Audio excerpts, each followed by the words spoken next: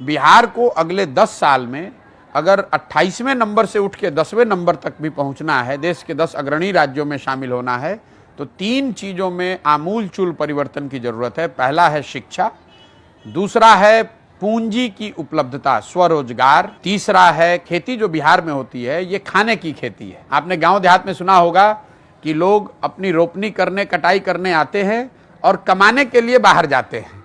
मतलब खेती वो क्यों करने आते हैं? खेती इसलिए करने आते हैं ताकि बाल बच्चा का पेट भरता रहे। मेरा जो मॉडल है इसमें निवेशकों को कोई जरूरत नहीं है, नहीं, बिल्कुल नहीं। इंडस्ट्रियल डेवलपमेंट की जरूरत है, लेकिन पूंजीपतियों के बड़े फैक्ट्री लगाने से इंडस्ट्रियल डेवलपमेंट नहीं होगा। आप इटली चलिए, नॉर्वे चलिए, फिनलैंड को देख लो, जितने स्कैंडिनेवियन कंट्रीज हैं। आप न्यूजीलैंड चलिए, न्यूजीलैंड में किसी एक बड़े कंपनी का नाम आप बता दीजिए, कोई नहीं जानता है। They have one of the most prosperous life. Australia में बता दीजिए। तो सिर्फ बड़ी कंपनियां, एक यहां चीनी मिल लगेगा तो मान लीजिए 4000 लोगों को नौकरी मिलेगी, लेकिन अगर 4 लाख लोगों को पूंजी मिल जाए तो हर आदमी कुछ ना कुछ रोजगार कर पाएगा। तो I am a great believer marrying the education and skills with capital, availability of capital, that will create jobs and jobs will lead to consumption.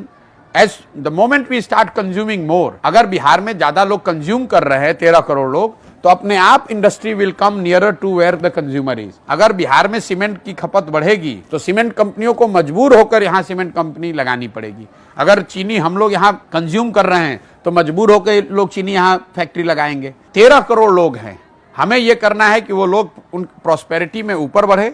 वो जितना ज्यादा कंज्यूम करेंगे उतना ज्यादा इंडस्ट्रियलाइजेशन अपने आप होगा। आप यूएस में देख लीजिए, US economy entire 2/3 economy GDP is all consumption driven. मैं फिर से कह रहा हूं, रोजगार देने वाली शिक्षा, कमाई देने वाली खेती और नौकरी नहीं स्वरोजगार देने वाली पूंजी, अगर इन 3 चीज को उपलब्ध करा दीजिए, बिहार में आप आमूलचूल परिवर्तन देखेंगे अगले 10 साल में।